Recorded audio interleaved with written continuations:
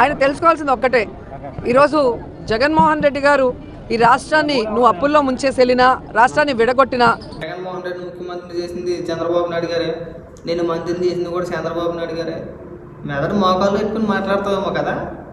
ఉదయం లేచిన కానీ సాయంత్రం వరకు కూడా, రాత్రి పడుకునేంత వరకు కూడా సమయం సందర్భం లేకపోయినా సరే ఎంతసేపు చంద్రబాబు నాయుడు గారిని విమర్శించడానికి ప్రయత్నిస్తావు. కానీ తమరు చేసింది ఏమైనా ఉంటే చెప్పొచ్చు కదా, కొన్ని ఆ విధంగా ఆలోచించవచ్చు కదా.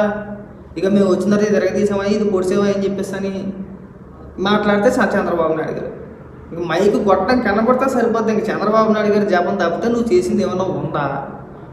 నువ్వు 8 నిమిషాలు మాట్లాడు ఇంచుమించు. ఆ 8 నిమిషాలు కూడా జగన్మోహన్ రెడ్డికి బంద్ చేయడం, చంద్రబాబు నాయుడు గారిని విమర్శించడం తప్పితే తామరు ఏం చేశారో మాకు అర్థం కావట్లా. మాట్లాడుతూ పార్టీని వెన్నుపోటు పొడిచారు, సీట్లు అమ్ముకుంటారు. మరి వెన్నుపోటు పొడిచావన్న దానివి నువ్వెలా పనిచేసావు? 10 సంవత్సరాలు 2 సార్లు ఎమ్మెల్యేగా ఎందుకు పోటీ చేసావు? నువ్వు చంద్రబాబు నాయుడు గారి చేతుల మీద బీఫామ్ ఎందుకు తీసుకున్నావు? నువ్వు వీటికి కదా మనం సమాధానం చెప్పాలి. ముందు నీ చెప్పించుకుని నువ్వు కొట్టుకో ఫస్ట్.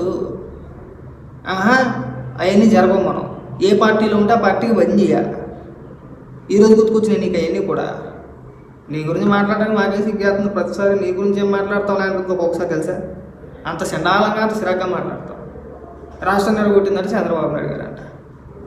నేను అందుకే అనేది, నీ మెదడు మోకాల్లో పెట్టుకుని తిరుగుతున్నావు రోజా అని చెప్పేసి అని.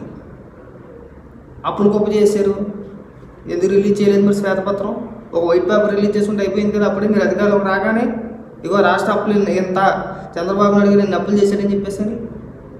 ఇప్పుడు తమరాన్ని చేశారు అప్పులు, ఒక వైట్ పేపర్ రిలీజ్ చేయండి. ఇగో జగన్ వచ్చిన తర్వాత ఇన్ని అప్పులు చేశాడని చెప్పేసి అని. ఇలాంటి సొల్లు పురాణాలు పనికి మాటలు మాట్లాడడం 100 మాటలు మేము కూడా మాట్లాడేస్తాం.